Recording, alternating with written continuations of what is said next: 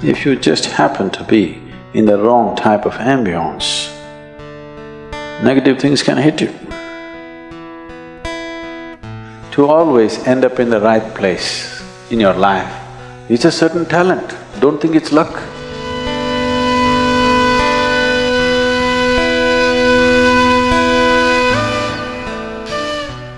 In the spiritual traditions,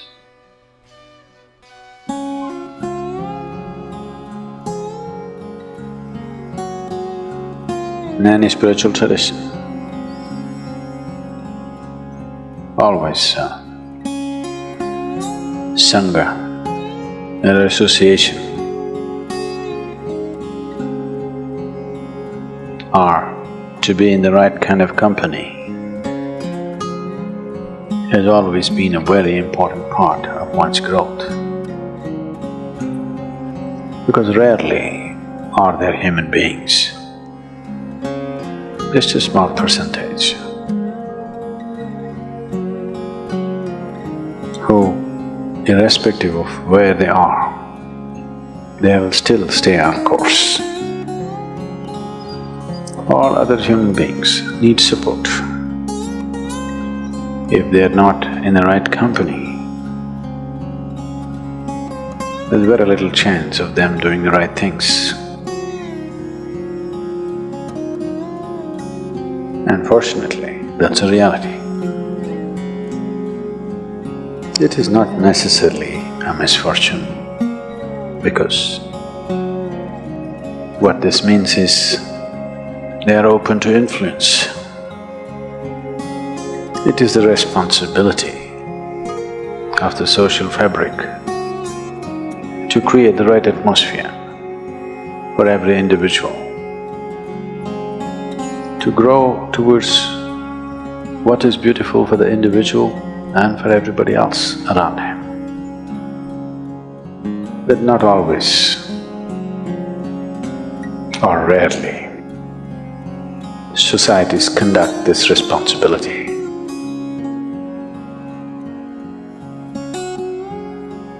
In the right sense, because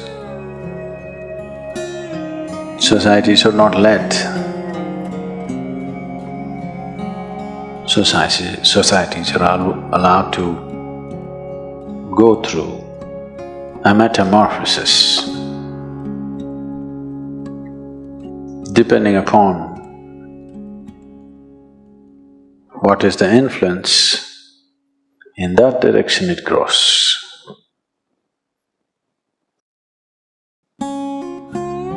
I don't know, I still don't want to believe it.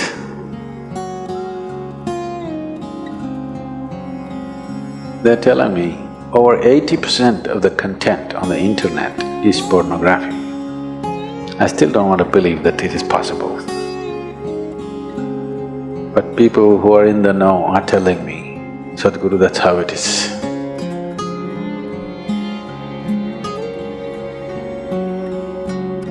That's a sick world. 80% is a sick world, not a healthy world. So to be under the right kind of influence, an influence which nurtures you towards your ultimate truth, an influence which gives you the necessary courage and strength to walk the path of integrity. Because with a weak sense of integrity, nobody is ever going to be spiritual. And this must be understood, that for bad things to hit you, it need not necessarily be aimed at you. If you just happen to be in the wrong type of ambiance, negative things can hit you.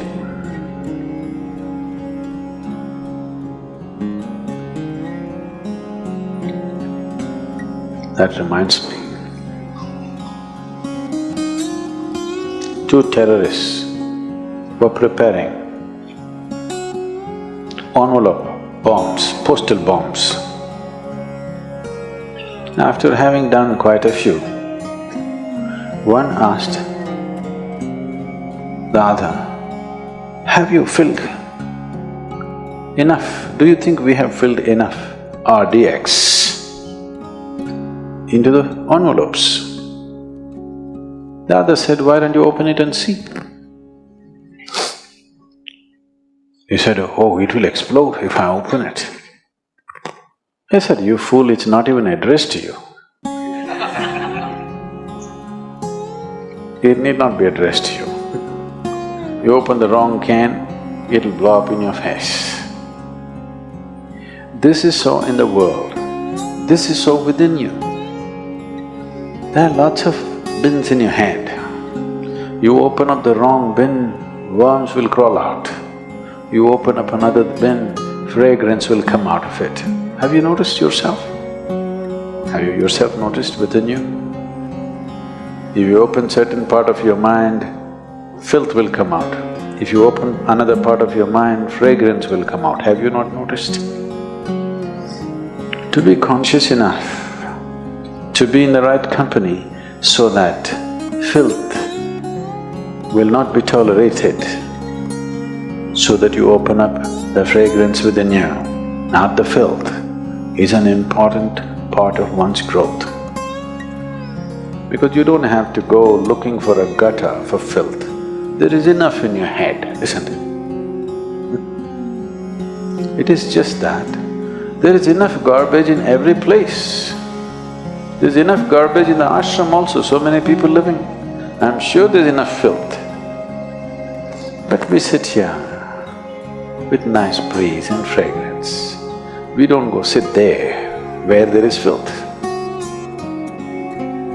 The same goes within you. Within the geography of your body, there is filth and fragrance.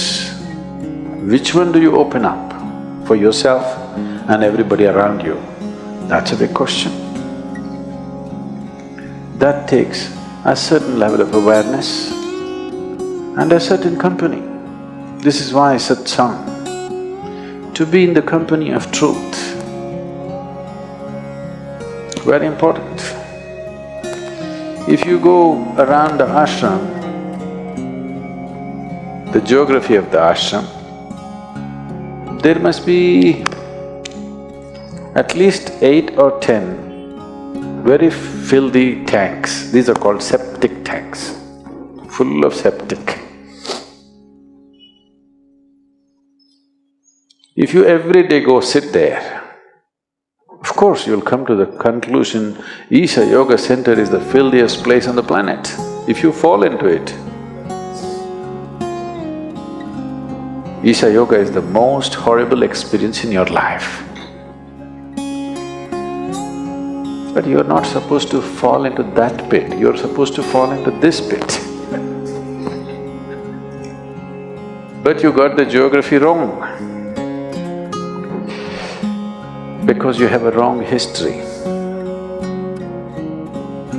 Your karma is your history, isn't it? Shankaran Pillai decided he is going to be a robber. Because none of his businesses were working, nobody was giving him a job, so he decided he will go and rob somebody. So he got himself a country-made gun.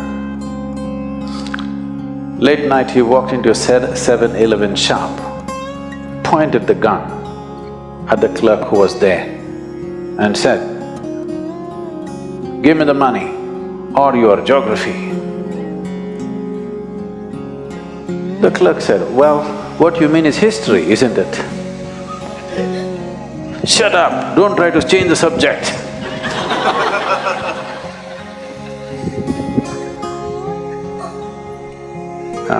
We are not talking about different subjects, there's only one subject, that's you. But you can either fall in this pit or that pit. That will be your experience of life. So to fall into the right place, it is a certain talent. You have to grow into it, you have to mature into it. You always know how to be in the right place. In a way, satsang means just that, communion with truth, or you're building a relationship with truth. If you're in the company of truth, your interiority is pleasant. If your interiority is pleasant, naturally pleasant things come towards you. And you will also have a tendency to move towards pleasant things. If you make your interiority unpleasant, you will attract unpleasant things. And you will also move towards unpleasant things. In the ashram, when you get a depression, where do you go and sit? But don't swim in the septic tank because you're in a bad mood. But usually this is the tendency. When you're in a bad mood, you will seek 5 other people who are in a bad mood. No, when you're in a bad mood, you must seek 5 people who are in a good mood, isn't it? No, but that's not the way. When you're in a black mood, you will seek 5 other people who are in the same mood, isn't it? That's just like going to the septic tank for a swim because you're depressed. Wrong way to handle life, that's all. I'm not saying you should not do it. Just not in your favor, that's all. It is just that you have become so self-sufficient, you don't need any enemies anymore in your life. That's a lot of self-sufficiency. So, spiritual process is another thing. To keep physiological cleanliness and psychological cleanliness is the first thing. Otherwise, spirituality will be a battle. It will not be, fragrance of a jasmine upon the spring breeze, no. It will be an uphill task, a battle, all the time a battle. A lot of people experience their life, particularly their spiritual life, as a battle because they do not maintain some fundamental discipline about the geography of their body and the geography of their psychological space. If these 2 things are not managed, everything will be a battle. Now, you happen to claim that you're spiritual, so that will also be a battle. That's the only way life can be. So, satsang means to make friends with truth. Truth is your friend, not falsehood. You start at whichever level of truth you know. You don't have to start at the ultimate truth, you cannot. However you understand truth, you start with that. You understand truth as, let's say, speaking truth, please start with that. You understand truth as being gentle to everything around you, start with that, it doesn't matter where you start.